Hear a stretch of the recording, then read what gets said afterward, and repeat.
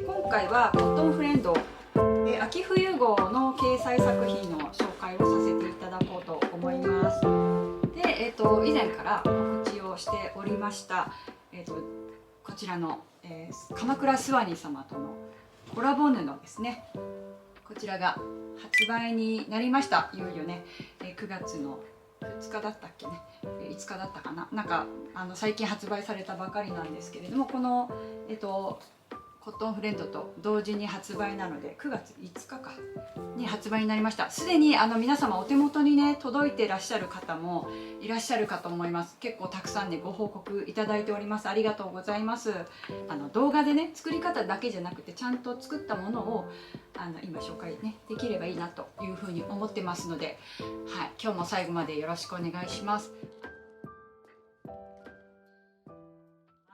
ということで、もう一回ね仕切り直しコットンフレンド、秋冬号が、発売になりましたのでよろしくお願いします。はい、でこのね記事の紹介もそうなんですけれども、皆様散々ね私いろいろ告知させていただいておりまして、もともとのねこれが、デッドストックの記事になるんですけれども、こちらの生地を今回デザインをさせて復刻させていただきました。はい、それで皆様のねお手元に届いております。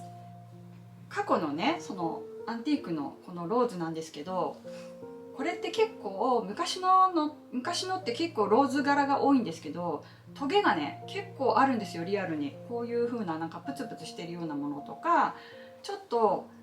鋭利な感じのものとか、そういうところをねちょっと修正したりとか、あと枝を取ってもうちょっと柔らかい感じにしたりとか、あと柄方向を変えたりとかしてるので、もう完全にこれとはもうね違ってはいるんだけれども、原画はこんな感じになっております。素敵なんですよこれもね。なんか昔にデザインされた方の生地が現代によみがえるってすごくね素敵なことですよね。ありがとうございます。車検でディーラーに来ておとなしで見てます。イヤホン持ってくればよかったすいません、なんか何喋ってるかは後でまたじゃあ聞いてください。今日急いで買ってきました。ありがとうございます。スワニーさんかな、なんかお近くのね店舗とかでもね購入できますからね。もうまさかね、私まだ見てないんですけど、自分のね生地が店頭に並ぶっていうのは本当にね夢のようなお話で、日暮里のトマトとかでも販売されてるようなので、カレードスコープは見れなかったんですよ私。日暮里行ったんですけども販売されてなくてちょっと遅くなっちゃったのかな。なので今回は見に行こうかなっていうふうに思ってます。スワニーさんのすでに売り切れがあります。そうラベンダーが売り切れになっておりました。こちらの生地ですね。この生地、はい、ありがとうございます。5色買いました。ありがとうございます。で、今日紹介したいのはですね、コットンフレンドこの秋冬号に合わせて今回このコラボ布っていうのを企画させて一緒にね企画させていただいたんですけど、その中で作品を掲載をしております。でその掲載してる作品がこちらのポシェットになるんですけど、ポシェットっていうかショルダーね。あとここにもライブ前に慌ててねちょっとそうだと思ってここ並べてみたんですけど、こんな感じで全部5色作ってみたところです。あと、掲載になってるのはラミネートのポーチがありました。これはラミーちゃんっていうまだねラミネート加工されてまだね生地ができてない時だったんで、ラミーちゃんっていう自分で加工できる素材で作った、ラミネートポーチになってます。だけどもこれ作品の撮影をして戻ってきたけど特にね剥がれてるって感じもないから結構しっかりとラミネートにもなってます。私も5色ありがとうございます。合わせる無地も紹介お願いします。はい、もう今日は、そのご質問あると思ったのでしっかり用意しております。ちゃんとカラー布を用意しました。こんな感じで。で紹介できるのが今私が実際にやってるカラーだけなので、これ参考にされるのはスワニーさんのコットン年ライトキャンバスっていうのなんですけど、これちょっと後でまた紹介していきます。ラミネートで自分で作るっていうやつですね、はい、っていうのが5色今回掲載誌の方で紹介されています。こんな感じ、もう平べったいけどね、こんな感じです。で、ここの脇のところに革タブをつけてカシメでガチってもうね留めちゃって、ここにキーリングを引っ掛けたことで、あとはなんかこの辺これはキーリングだけどカラビナとかつけて何かに使えたりとか、あと手持ちのなんかフックとかにかけられるっていう要素を含めてみました。だからこの別にキーリングがなくてもカラビナとかつければなんか用途がね広がるので、なんかポーチとか作る時とかにこういう革タブをつけたらいいかなっていうふうに思ってます。でこれは、マチがこういうふうに隠しマチになってるんですよね。で普通にしてるとこういう平らなフラットなものなんですけど、ここの底のところをこう広げるとこういうふうになってる隠しマチになってます。だから結構ねマチがあるからいろいろ用途は広がるし、あと、ラミネートで1枚で作れるような感じのレシピにしてるので、ちょっと軽く作って持ち歩くのにもいいかなっていう感じですね。でこれはねまだね作り方の動画をねやってないね。そういえばやってないんだけど、内側はどうなってるのかっていうのをちょっとお披露目しますね。ちょっとだけ。これひっくり返すとさ、すごいのシワになっちゃってる。本当はラミネート、このラミネートでねやりたいですけどね。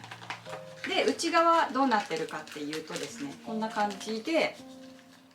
一枚布で作ってるんだけれども、縫い代は綺麗にこう畳まれたような感じ、ここがケバケバしないような感じの始末の仕方にしています。はい、こういうやり方もあって意外と簡単にできちゃったりとかするから作ってもらいたいなって思います。でも私もっとこれのもっとミニサイズ作りたいですけどね。なんかリュックとかにねぶら下げるような感じで、まずじゃあ生地の紹介からしていきましょうか。で昨日もねちょっとライブをやってたんですよ。インスタライブの方なんですけれども、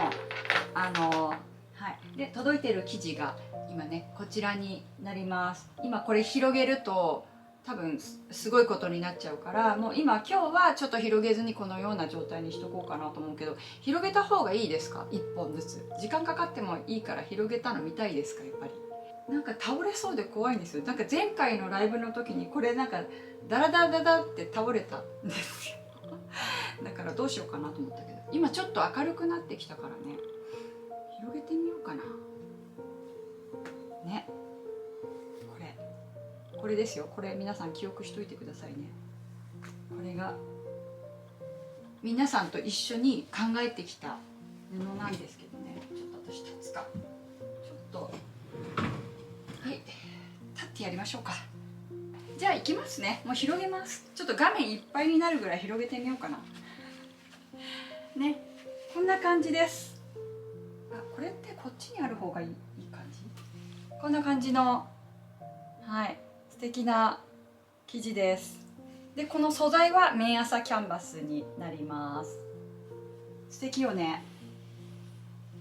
バッグとか小物とか、あとエプロンとかスカートとか、体に当てるとですね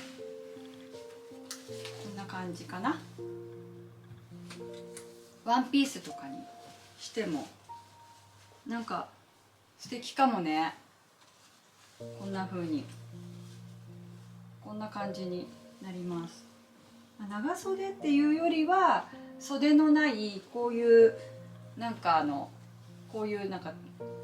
ノースリーブのワンピースみたいな感じ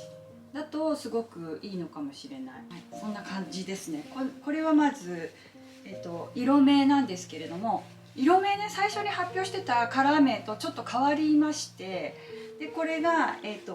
フレンチピーコックという名前になりました。で、コットンフレンドのこの本にこれ後から見直したんだけど、ちょっと色をね途中で構成の途中で色をもう一回変えましょうっていう風にやったので、反映されてるところと反映されてないところがあるんですよ。私もこれ届いてから見たら、なんか作品ごとに紹介されてるところのカラー名が全部ちょっとごちゃ混ぜになってたんですけれども、今紹介している名前が正しいカラー名になっているので、一番最後の本をお持ちの方は48ページを、ご覧いただけたらっていうふうに思います。このページね。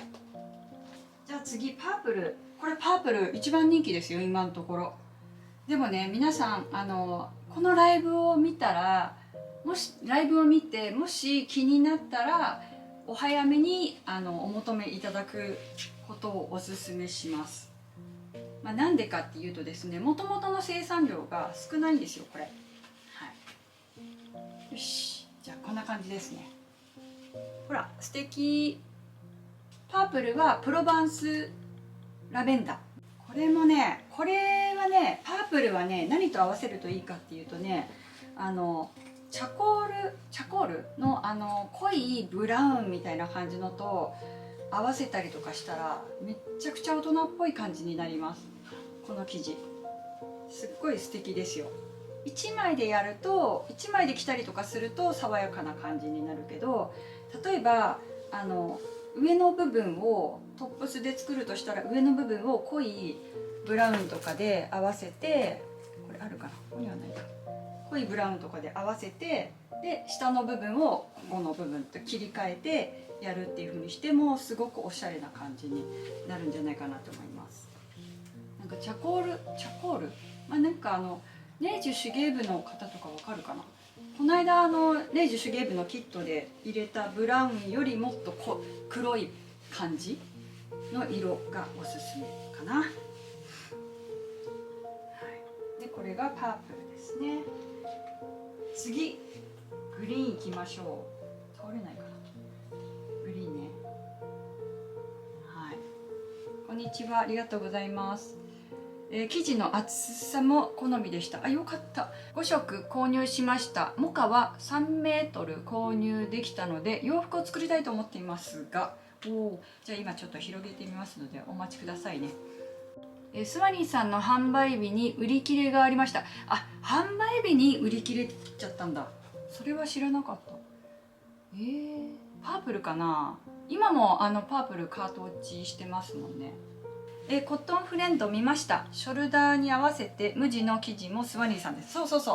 でこの後はちょっと無地の生地とか紹介していきますね。これが、グリーンですね。レトログリーンになります。全部パリにちなんで名前もつけております。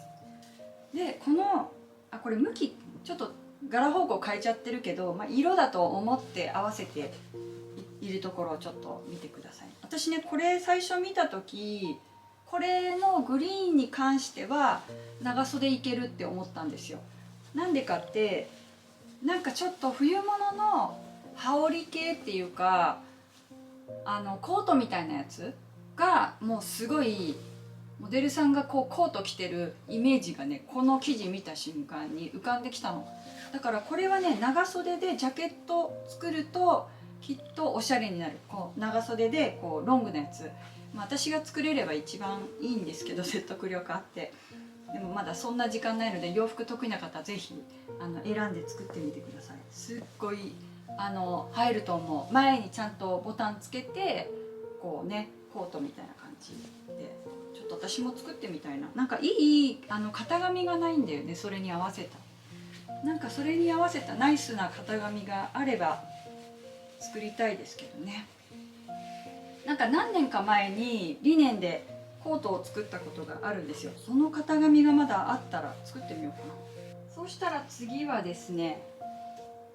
アンティークイエローになります。アンティークイエローはこんな感じです。すごく素敵な感じですよね。ちょっとブラウン味のあるイエローで、大人な感じのマスタードで、黄色いっていうよりは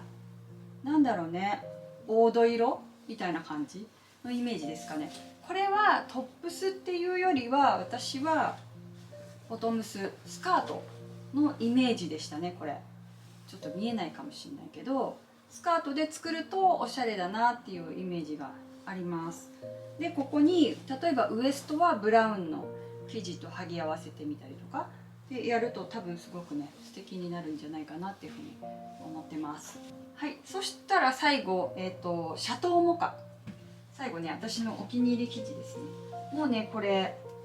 何メーター使ったんだろう、もう9メーターぐらい使っちゃったんで、もうだいぶ細くなっちゃいましたけど、一気にこれはね今度また動画で紹介するんですけど、防具のねオンライン講座でキットになる作品の生地です。これはもう私のもうドンピシャな色ですよ。もうこういうのが欲しかったっていう生地を作りましたんで、皆さんきっと好きになってもらえると思います。はい、これはシャトーモカ、フランスのねシャトー地方かな、このワインとかの名産地の方ですねの、色から名前を由来しましたシャトーモカでございます。これはねもうワンピースからボトムスからどちらでもいけると思う。スカートだったらこんな感じになって、すごく華やかすぎずちょっと大人っぽい感じにもなるし、ワンピースだったらこんな感じでこのノースリーブみたいな感じの風にしてできる。私多分この生地が一番最初になくなっちゃうような気がする、自分の中で。で私はこれで友達に長財布を作ってあげたいっていうふうに思ってます。私が作ったね長財布をね未だに使ってくれてて、本当ありがたいなと思ってね。もうボロボロになってるのに使ってくれてるんですよ。もう10年以上作ってないと思う、私長財布なんて。ありがたいなと思ってます。10年ってことはないか。でも2011年職業用ミシン持つ前だから、もっと前だもんね。多分もう10年以上前なのかな。はい、そんなところです。たくさんコメントありがとうございます。クリスマスプレゼントにショルダーバッグを作るつもりですって。ありがとうございます。そしたらですね、ラミネートだけ3色、私が今手元にあるのがね3色なんですけど、一応ね全色ラミネートはありますけれども、今私の手元で紹介できるのが3色になってます。それでちょっとどのぐらい色の差があるのかっていうのをこれでやるとねちょっと大変なので、昨日ね裁断したのがあるので、それでちょっと紹介しようと思います。ラミネートにするとどのぐらい色の出方が違うのかっていうところを紹介していきたいと思います。まずですね、これが今紹介したピーコックになります。でピーコックの綿麻のキャンバスですね。はい、これがラミネートになるとこの感じになります。この比較でちょっと分かりますか？少しね、当たり前だけどマットな感じにはなります。あと色も若干落ち着いたような感じになってますよ。こんな感じ映ってますか？これはねそんなには差があんまりちょっとわからないかもしれないし、あと分かんなかったとしてもイメージはしやすいのかなっていうふうに思います。ただこの色の出方は全く同じ生地なんだけれども、ちょっとなんて言うんだろうね、色は若干くっきりしたような感じにラミネートの方がなります。はい、そしたら、もう一つはグリーンですね。グリーンはねかなり差があったので、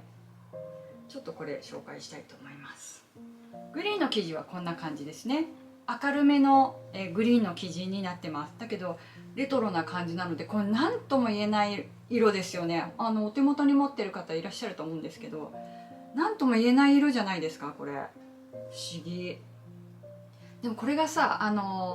工場の方が間違えて逆にしたのが良かったっていうやつですもんね。すごいなと思って。でこれがラミネートになるとどうなるかっていうと、これよくわかると思います。全然違います。ほら地の色の濃さももう変わってくる。こんな風にこのぐらいね深みがあるんですよね。今私の iPad で見てると全く同じ色に見えてるんだけど、ちょっとね深緑な感じになります。こっちのラミネートの方がこんな感じです。はい、それでもう一つ最後ですね。最後はラミネートはこのシャトーモカ、これですね。この生地、今見せたちょっと深みのあるココアだけどちょっと赤みっぽい感じもあるブラウンなんですけど、これがラミネートになるとどうなるかっていうとこんな感じ。これもだいぶ差が出るんですけれども、ちょっと深みが増すっていうか、こう色もちょっとくっきりな感じで出てきますね。はい、こんな感じで、今まだスワニーさんの方ではラミネートは発売になってないんですけれども、この後カートに載るんじゃないかなって思います。はい、その時多分メルマガとか登録してればメルマガが届くと思うので、そちらの方確認して、もしラミネートをお求めの方は、はい、ぜひ注目いただけると嬉しいです。はい、そんなところですね。で他の色、このパープルとイエローに関しては今教室の方で取り寄せをしているので、その教室の方で取り寄せた後自宅の方に届く予定です。はい、で私の方から販売する予定とかはないので、スワニーさんとかでお求めいただけたらと思います。なんかラミネートってね販売するのちょっと難しいね、折れたりしちゃうからね。でこれまで作ってきた作品なんですけれども、私の一押しで紹介してるのがこれ、皆さんなんだか分かります？こんな感じでティッシュケースになってて、これでこう半分に折ってここでくるっとやるような感じだから、別にティッシュケースとかに限らずエコバッグとかをここに入れてこうやって持ち歩くっていうのも全然ありかなっていうふうに思います。でもエコバッグだったらエコバッグのままでもねいいような気はするけどね。ポケットとかがないエコバッグとか持ち歩く時はこれのやり方がおすすめです。で私が紹介しているエコバッグはもうコンパクトにもなるし、こういう風にフックもついてるから、多分こういう風に作らなくても私のエコバッグのレシピで作っていただけたら一番手っ取り早いかなっていう風に思います。はい、であとちっちゃい丸い巾着、こういうのも紹介させていただきました。6月だったかな、20センチのカットクロス2枚で作るっていう企画で私がね勝手に企画してやってたレシピの紹介だったんですけど、こういうちっちゃい巾着も作りました。これは別に紐とかは自分のお手持ちの紐に代用していただいてもちろん大丈夫なんですけれども、こういう巾着にもギューってやっても巾着にもなるし、これはちゃんと内側にも布がついてますんで、ちょっと目安でここの部分がちょっとギャザー寄せてもちょっとギュッて込み入っちゃっても大丈夫っていう作品です。モカ追加購入するつもりですだって。絶対足りないんですか？5メートル購入されたんですね。ありがとうございます。すごい。濃い色は5メーター、白地は3メーターずつ買いました。足りるかな？足りますよ十分じゃないですか。すごいね。ファブリックやら洋服やら作りたくなります。今からワクワクです。ありがとうございます。すごい皆さんねたくさん購入していただいてありがとうございます。楽天ショップでもね一部私がちょっと覗いていつもブログ書いてるんですけど、そこからリンクをね飛ばすようにちょっとショップのところをつなげようと思ってたら、つなげてったところのお店の色がやっぱりパープルがなくなってたような気がする。そこもなんか早いですよね。前回より早くないですか？ありがとうございます。皆様が注目していただくおかげでたくさん売れておりありがとうございます。ちなみにこの生地も生地の皆さんの販売の前に増産かかってるそうですよ。カレドスコープも増産かかったんですけど、これも早くも増産かかってて販売店さんがたくさん仕入れてくださってるようで、もうありがとうございます。はい、ということでたくさん世に出るので、カレドスコープの時よりも作品が目に入る機会が増えるかなってちょっと私は期待をしております。ね。カレドスコープは結構皆さん洋服作られる方ね多いと思うので、小物とかバッグっていうよりはお子様の洋服作りましたとか自分の洋服作りましたとか、そういうのをお見かけしたので、きっとねこれからバッグとか増えてくるんじゃないかなと思ってすごい期待してます。はい。マンションリフォームするんですね。ああ、なるほど。マンションリフォームに使われるんですね。でもこのグリーンとか壁アクセントクロスとかにするといいですよね。きっとすごく素敵になりそう。で、この前回のカレイドスコープの時にライブ配信でワークショップやりましたよね。でそれまだの方はご覧いただけたらと思うんですけど、それと同じような作り方で作ったのがこのバネポーチで、今回はこの1センチ幅、もう太いやつがちょっと自宅になかったのでもう細いやつで作ったんですけど、ここにこの持ち手がつけられるようになってるので、これで一線に作りました。これがフレンチピーコックで、こちらがレトログリーン、かわいいよね。レトログリーンと、でこれがアンティークイエロー。だから小物になってもこういう地の色が、あるから結構いい感じに出ますよね。で特にどこで切るとかどこかの柄を指定してカットしたっていう無駄なこともなく、普通に余った生地で作っててこの状態なので、これなんかは結構真ん中にこの花の一部が来ちゃってますけど、それでも全然なんか不格好ではなかった、おしゃれな感じに仕上がったので、小物でも全然作れるなっていう印象ですね。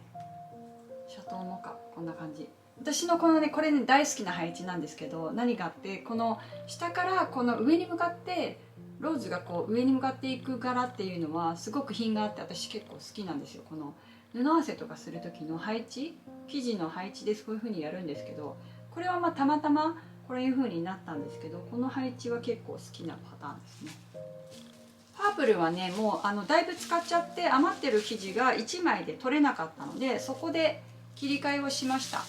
この切り替えの方法も動画で紹介していますので、切り替えバージョンのバネポーチもぜひそちらもご覧いただきながら作っていただけたらいいなっていうふうに思います。結構大きなローズがねドーンってここに来てもねおしゃれで品がある感じですよね。パープルすごく可愛いです。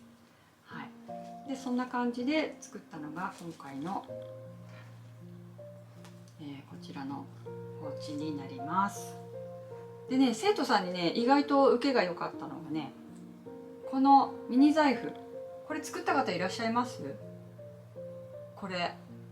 も20センチのカットクロスで作れるっていうので、もうすごい考えて作って、できたっていう感じのものです。実はここは布がつながってるんですよ。ここの部分とここからここまでとで、内側こうなってて内布とつながってるような感じだから、その20センチのカットクロスで作るから、その中で仕上げなきゃいけなかったから、こういう作り方になりましたけど、結構可愛いですよこれで。キーリングをここに前にやってちょっとアクセサリー代わりにしましたけど、例えば革とかをここでつなげて D カンとか入れれば、またさっきのポーチみたいにフックにかけられるっていうような、アレンジ次第で楽しめるっていうものになります。それからですね、通帳ケースも作りました。で接着芯とかをね使わなかったのでちょっとヨレヨレしてますけど、これから作られる方はここの本体の方は接着芯あった方がいいんじゃないかなっていうふうには思ってます。はい、そしてこれちょっと偶然に出来上がったものですね。これはトレイになります。なんか手作りとかしてるとこのハサミとか目打ちとかよくなくなるんですよ、目の前に置いてても。でそういうのを近くに置いとくためのトレイとして作りました。あとは別にここの四隅を留めなければティーマットとかそういう平らな状態で使うこともできるので、ぜひこれも作っていただけたら嬉しいなっていうふうに思います。はい、そして一番最初に紹介したのがこれじゃないかな。メガネケースですね。メガネケース、これもすごく簡単にシンプルに作れるので是非作ってみてください。ただ持ち歩く時はやっぱり接着芯も何も貼ってないから柔らかいままなんですよ。だからレンズをカバーするという意味では使えるけど、例えばなんかこう何かでこうガチャンってぶつかった時はその折れちゃったりとかするから、そういう時はハードなメガネケースを持っていかれることをおすすめします。手作りではなかなかねそういうのができないので、がっちりした接着芯でないとそういうのはできないと思うので、こういうのは自宅とかの保管用とかそういう風に使っていただけたらと思います。あとはですね、このティッシュポーチと同時期に紹介してたのがここでもね使ってるんですけど、これ今ねクリップ入れてるんですよ、布クリップで。こういう風に、これがもともとは IC カードケースとして作ってたんですけど、これとこれでやったらですね結構パツパツになっちゃって、ちょっとギリギリで入らないなと思って、これをちょっとやめて向きを変えただけなんですけど、これがこうなったような感じっていうのを、考えて紹介しました。これが意外と使えてですね、私はここでずっと今、使っております。はい、というのが、今ねちょっと駆け足で紹介させていただきましたけれども、6月の、YouTube の方で紹介させていただいた作品のレシピになります。で再生リストを作ってありますので、そこからまとめてご覧いただいて、なんか小物作りとかにお役立ていただけたら嬉しいです。はい、では、一通り紹介したので、ちょっと布合わせに関してですね紹介します。あとねこれもあったね、ショルダー系。これは多分前にライブで紹介したかなっていうふうに思いますけどね、この自分で作るアジャスターをつけた自分で作るショルダーですね。はい、こういうのも作れますので、ぜひ皆さんもう先に動画を公開してますからね、もうどんどん作ってくださいねよかったやっといて、もう絶対なんか発売直後はバタバタすると思ってやれないなと思ったから、もう早めに、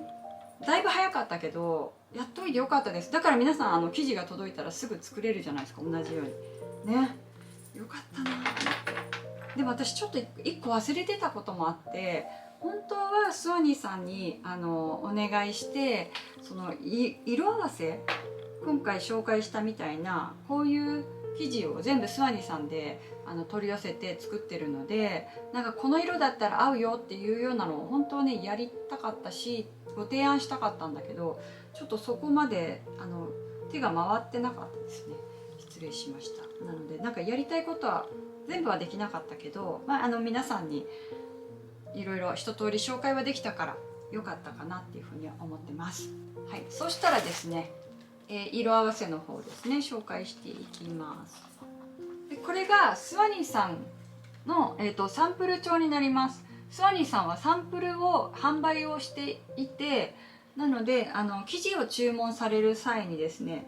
このサンプルとかのリクエストをすれば生地と一緒に送ってもらえます。多分無料のもあんのかな、分かんないけど、多分有料でついてくるのかな、100円とか多分払うようになると思うんですけれども、こういうのはですねもし何度も生地とかを購入したりとかする予定がある方はお手元にあった方がいいので、何か生地を買うついでに購入されるのをおすすめします。は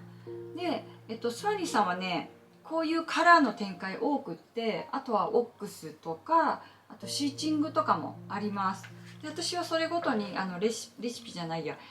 こういうなんだっけ、サンプルを、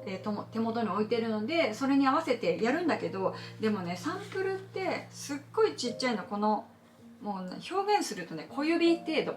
なんですよ。そうするとね、色としては分かるけど、例えばこれと生地をこうやって合わせた時になんか面積があまりにも、当たり前だけど違いすぎて、ちょっとやっぱりこれだけでは判別つかないなっていう時があって、でそういう時はもう最低が50センチだったら50センチ1回ちょっと試しに買ってみようとかして、1回何かを買う時に何色かは買ってたんですよ。で買うと生地の質感も分かるので、こういう大きいところに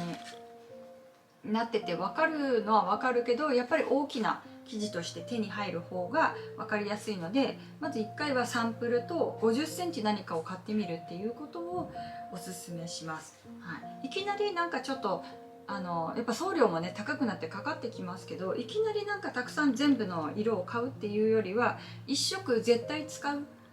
これは絶対使うなっていう生地を50センチ買っておいて、一緒にサンプルを頼むっていうのが一番効率いいかなっていうふうに思います。なんか近くにお店があればね一番いいんですけどね。なんか他のお店とかで購入する時もそういうふうに私は結構ねやりますよ。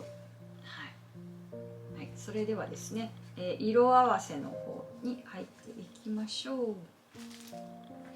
で今回ですね、結構万能だなって思うのは、皆さんご想像の通り、こういう地の色が何もないものっていうのは結構カラーとの相性がすごく合うので、どんな色でも合うんですよ。で今このシール貼ってあるもの、私が全部これ取り寄せたものですね、全部50センチずつ購入したのがですねこの状態になります。なので生成りとかアイボリーとかホワイトとか、予測がつくものは購入しませんでした。あとオパールブルーとかっていうの、あとフレッシュピンクとか、そんなに使わないかなっていうのもやんなかったかな。ナイトネイビーとかね、濃い色のものとかもなんか想像つくでしょ。ブラックとかセピアブラウンとか、なのでその辺はやんなかったか。ここにねトープっていうのがあるね。さっきお話ししてた濃いブラウン、濃いチャコールブラウンっていうのが、このスワニーさんで言うとトープ26番トープになりますね。これ私間違えてショルダーでカットしちゃったんで、これなんですよ。ちょっと映像では伝わりにくいかもしれないけど、これがこのパープルと合うんじゃないかなと思ったけど、でもだいぶちょっと強くなっちゃうのかな。こんな感じのくっきりな感じになってきます。でこれをもうちょっと柔らかくするには、パープルのね、私の一番のドンピシャな色はですよ、私が一番好きなのは昔から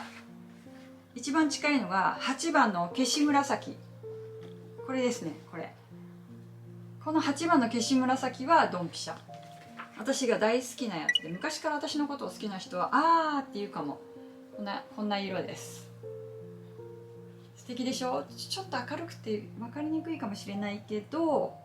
なんかパープルなんだけど、なんかすごい品のあるパープルです。大好きなんです、この組み合わせ。これはね、ブラウンはちょっと強いけど、紫してるのはちょっと使いにくいっていう時に選ぶといい色ですね。ちょっと今いい表現だと思う。多分一番いい表現だと思う。だからちょっとこれと、もちろんこれでもパキッとして品があって、どちらかというとこういう濃い色を合わせるとこの生地がめちゃくちゃ映えるんですよ。濃い色を合わせるとこんな風にねパキッとするので、この柄は合わさった時にすごく強く見える感じです。なんだけど、例えばトーンを落としたものですね。で色も全然違いますよ。ほら違うけど、こうやって合わせた時の違いが分かりますでしょうか。こういう風になると、このカラーの生地もこっちの生地も両方主役にしてあげることができるんですよ。っていうのは私の主観ですよ。あくまでも私の主観なんですけど、こういう感じで布合わせをしています。だからこれ消し紫っていうのは私の一押しだから、このパープルと合わせた時もすごく落ち着いた感じで決まるんですね。こうやって合わせた時に分かるかな、これで。こっちがトープで、こっちが消し紫ですね。これだから同じですね。これはだから他の色結構どんな色でも合わせやすくて、ちょっと可愛いなって思う色合わせいきます。これです。パープルと少し赤みのあるパープルと合わせてみました。こうするとちょっとバックにした時にすごく若々しい感じになりますよね。こういう風になると。そしてちょっと品があるような感じにも見えてきます。ちょっとねライトがね今日明るいのがライト越しなので、どうしても色のねちょっと見せ方が変わっちゃうかもしれないけど、この生成りの場合はですね、大体ですね、どんな色でも合わせやすいんですよ。例えばこれとかもベージュと合わせたら少し淡い感じになるし、これすごく優しい感じになりますよね。でちょっと淡いブルーと合わせてみました。そうするとまた雰囲気がね変わってきます。あとねちょっとこれいいなって思ったんですよ私。ほらマスタードと合わせてみた時のまた雰囲気がねガラッと変わってくるんですよ。でマスタードとか黄色っていうのは青と相性がとってもいいんですね。なのでちょっとアクセントになるのもいいですね。で例えばこういう風にした時にちょっとこの黄色が目立ちすぎるわっていう時は、このぐらい使う量を減らしてこのぐらいにしてアクセントみたいな感じにして使うとワンポイントとしておしゃれに使うことができます。はい、そして白、これはねグレーになるんですけど、グレーと合わせるとちょっとトーンが似てますよね。そうするとちょっとぼやけた感じの印象になってしまうので、私だったらこの組み合わせは使わないかなっていう感じです。はい、そしてターコイズですね。ターコイズ、これでちょっと合わせた作品がこの作品になりますね。これも同じなんですけど、ちょっと見せるような感じにしてるんですよ。ちょっと見せるような感じにした方がどちらも引き立ってきます。これが例えばたくさんってなってくるとまたちょっと雰囲気が変わっちゃうんですね。なのでどうしてもこれを使いたいっていう時は内布に使うのがおすすめです。内布に使った時にちょっと見えるようにする仕上げ方、バッグになった時に内布がちらっと見えるような作り方をするとすごく品のある仕上がりになってきます。内布はねカラーでこういう大きな柄が表に来る時は内布はできるだけちょっとシンプルとか無地のカラーを使うのがいいんですけど、でもやっぱりちょっと明るいのがいいなっていう時はカラーを使うのがよくって、そういう時にこういうターコイズとかおすすめです。で同じくですね、このイエロー、これもこっちで作った時と同じですね。ちょっとアクセントっぽく、作ってます。ちょっと一部ちらっと見えるような感じにしてます。これも同じですね。ちょっと見せるような感じにするのがおすすめです。だからこれは内布っていうよりはワンポイント使いの方がいいのかな。あとは布合わせ万能選手ですね、ちょっと濃いグレー合わせてみます。どんな布にも合わせやすいチャコールグレーになってます。カラー名は7番のローズグレーでした。ローズグレー、すごく品のある感じに仕上がるので、このローズグレーはどのカラーでも合わせられますので、これちょっとチェックしておくといいかもしれない。後でまたね全部比べていきますけどもね。そしたら次ですね、ちょっと、くすみがかったグリーン、こうなると少しちょっと地味な感じにはなってきますけど、こういう合わせ方もあります。はい、なんかもしかしたらちょっと映像でカラーがね伝わりにくいかもしれないんですけどね、これはねグリーンっていうかねカーキをイメージされるといいかもしれない。カーキのもう少し白を混ぜたような感じの色ですね。はい、リンカーングリーンっていう色ですね。15番のリンカーングリーンでした。はい、で私ちょっと気になった、この色セラドングリーンって言います。こんな感じ、なんとも言えない色なんですよ。これはねちょっとたまんないなと思って合わせてみたところです。ターコイズ、イエロー、グレー好きな色です。色合わせのことを聞けてよかったです。ありがとうございます。フレンチピーコックに内布ターコイズ綺麗ですね。私もそう思いました。本当に皆さんに20センチのカットクロスのね紹介をした時にちょっと並べてみた時になんか内布になったらいいなと思って、これも内布にもちろんねしてあるけど、まあ一部見えちゃってるけど、でも使う時このバッグのショルダーの中がこのターコイズだといいなと思った。だけど表にいっぱい出てるとやっぱりちょっとうるさい感じにはなっちゃうので、やっぱチラ見せぐらいがいいなっていう、中ターコイズなんだっていうその意外性がある感じがいいですよね。でも私結構これも好きです。セラドングリーン。セラドングリーンでやる場合はちょっとグレー味がかかってるから、このぐらい量を多めにバイカラーとして使っていくのもいいと思います。そしてさっきも紹介した消し紫ですね。もうこれは私の大好きな布合わせですね。もう紫、この紫大好き。これほんと大好き。こんな感じね、おしゃれに決まります。はい、そうしたら最後ですね。これはカーキかな。これがアボカドとして販売されてます。スワニーさんアボカドとなってます。はい、アボカドの色のイメージですね。だいぶ濃い感じにはなってきますね。ちょっと、合わせるとカジュアルな感じになります。これも、6番ライラックですね。下が回んない。ライラック、ちょっとパープルみっぽいピンクです。はい、すごく素敵な色ですね。はい、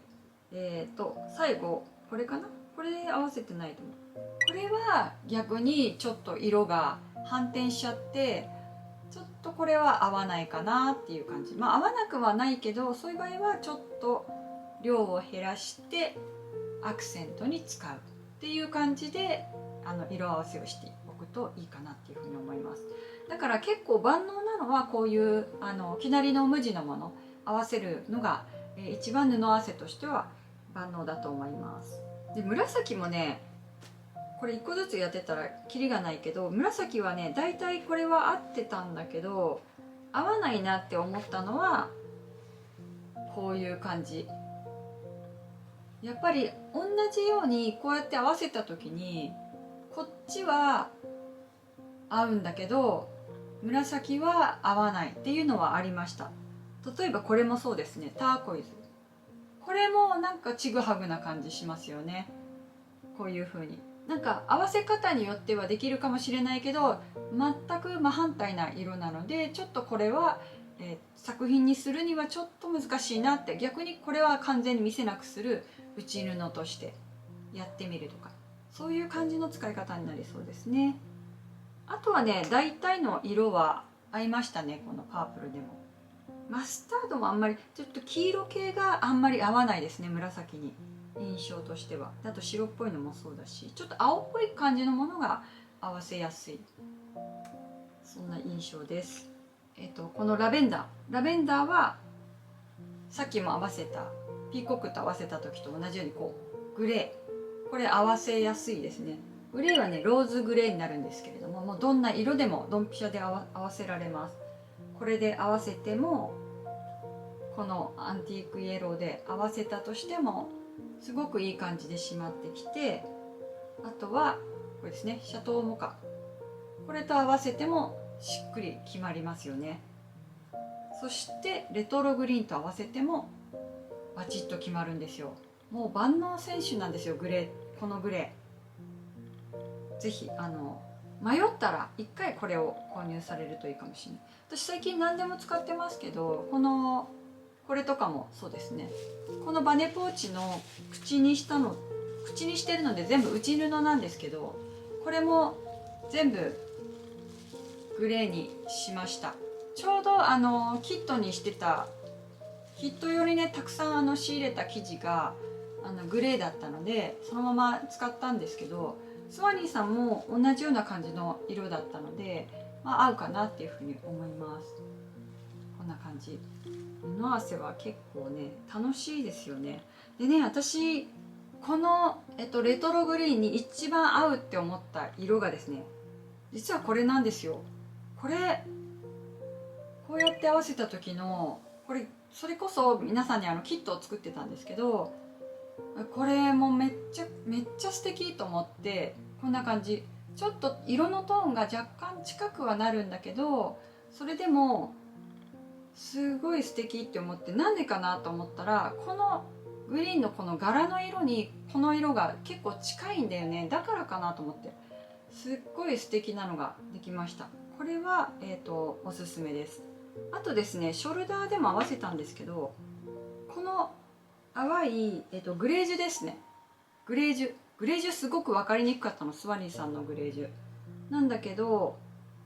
こうやって合わせたら白でもないし生成りでもないしっていう、なんか絶妙な色で淡い感じのグレーなんですけど、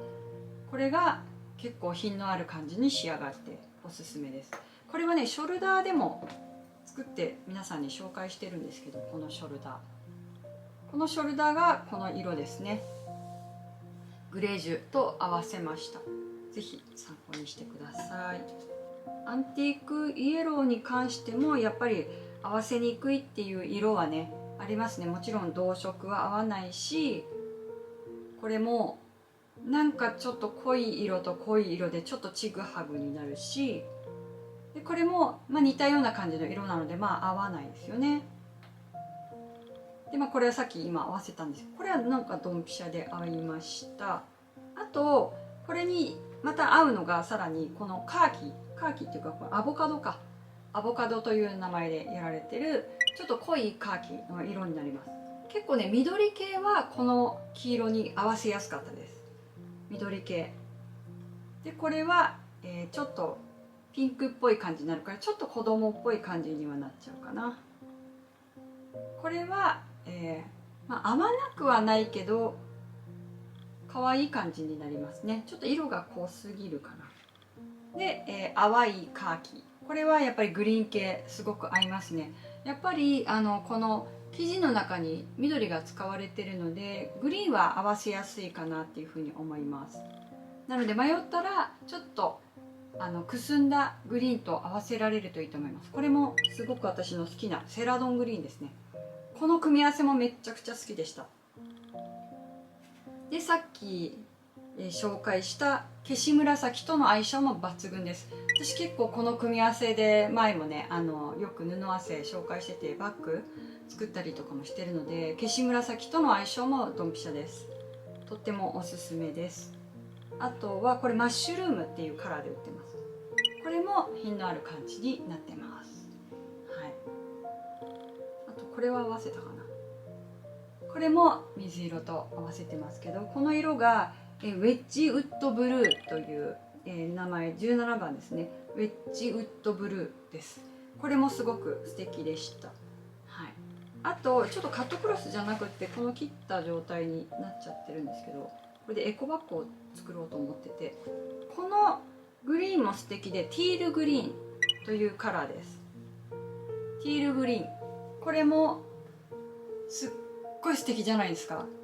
何このグリーンと思って、ティールグリーンめっちゃおしゃれです。これ伝わってるといいな。なんか晴れてきたからライトちょっと消してもいいですか。ちょっと一回ライト消させてもらいました。ちょっと暗くなるかもしれないけどご了承ください。この日の明かりの方が色伝わりやすいと思うんで、これで見えるかな。明るい方が良かったです。大丈夫かな。こんな感じ。すごくグリーンが素敵です。で、さっきちょっと消し紫分かりにくいって書いてたので、これですね。これが消し紫。こんな感じです。すごい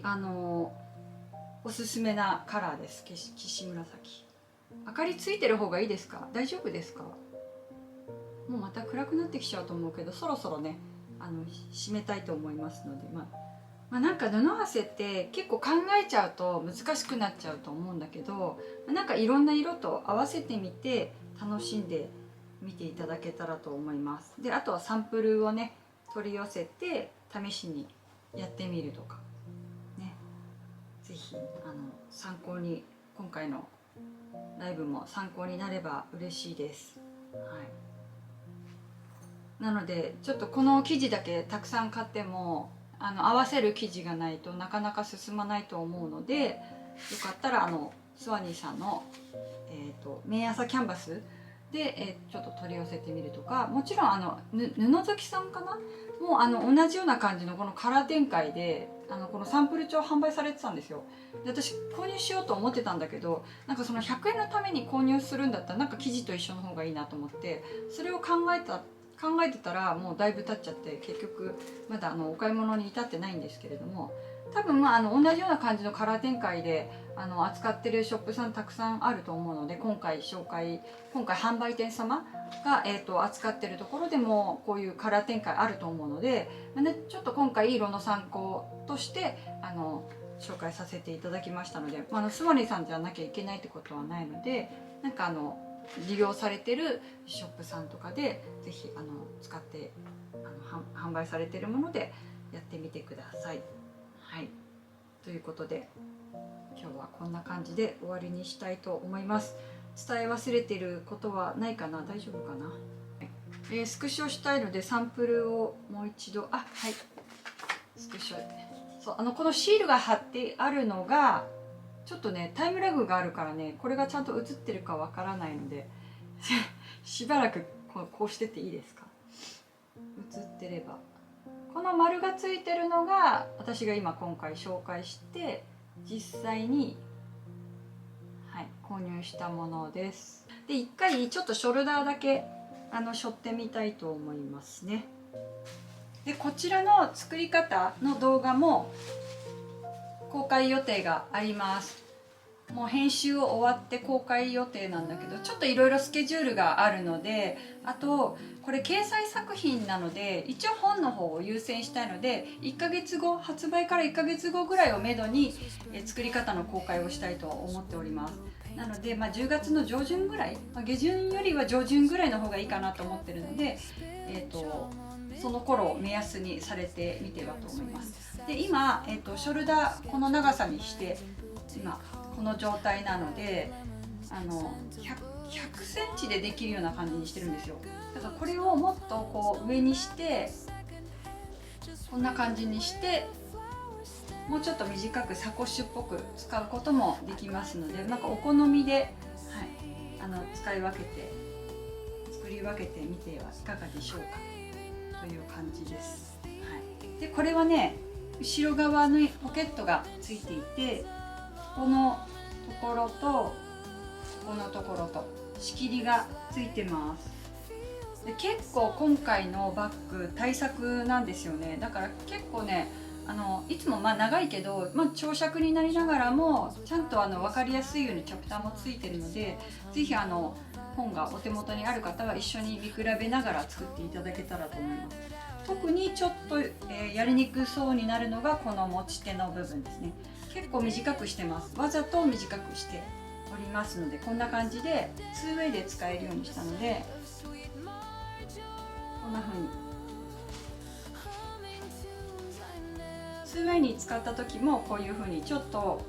こんなキュッと持てるような感じにしたんですよ。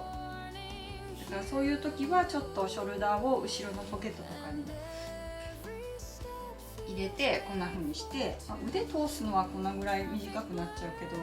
でも最小限できるような感じにはなってるので、なんか 2way で使えるからぜひ、作ってみてもらえたら嬉しいです。こんな感じになりました。動画待っててください。ありがとうございます。もう準備は OK なんで、メンバー様には1週間ちょっと早めに紹介はしたいと思いますけれども、全公開は10月の上旬を予定しております。ということで、今日は最後までご覧いただきましてありがとうございました。で今回紹介した作品たちは、ショップの方に並ぶ予定です。ちょっと販売する時期はまだ未定なんですけれども、その予定でおります。よし、じゃあ最後のご挨拶をさせていただいて今日は終わりにしたいと思います。じゃあ皆様最後までご視聴いただきましてありがとうございました。じゃあまた、お会いしましょうなんか今日バタバタで失礼しました。本当にありがとうございました。一応言っときますね。これは一番最初のまだここあ、はい。修正してないんですよ。はいはいしてない時のちょっともう時間がなかったんで大きさのイメージはい。で、これが昨日途中で LINE でデータで送ってた、切り離して。ここを見てもらった方がいいんですかね。はい。多分ここの部分をああ、そう。戻そうか。これ一番最初ですか。はい、ここがちょっともうちょっと傾けようかっていう感じで。そうです。右の方向はい。そうなんだけど、これがなんかちょっとなんかナチュラルにこうなってたのがなんかここだけクキッとなってそうなんですよ。そうなんです。それであれと思ってだったらその元のままの方がいいのかなって。そうやってなるとだいぶ違う。やっぱ余白意外とあるんだって切り離したりとかしてたんですけど、なんかちっちゃいとやっぱ逆にそうね、小物っぽい使いやすさとね、小物には使いやすい。海外のデッドストックです。デッドストックフランスですね。フランスのクリニャンクールの飲みの市で買ってきたんですけど、なんかああいうところの飲みの市っておばあちゃんとかが修行されてたおばあちゃんとかがもうしなくなったりとか亡くなった後のこのものとかを放出してで売ってっていうことをしてるのがクリニャンクールらしい。絶対ここからここの縛りがあるんですけど、これがもう大きいってこと。おそらくヨーロッパの昔の技法じゃないかなっていう言われてます。貴重ですね。貴重。でもこのでもこれ織なんですよね。それは織素材は織ですね。青緑大好きなんですよ。わかります。グリーンすぎずちょっと青みがかった色って好きで、ちょっとグレーも入ってみたいな。このまま紙ベースでもいいね、壁紙トイレって壁紙とかそう、壁紙最高じゃないですかこれ。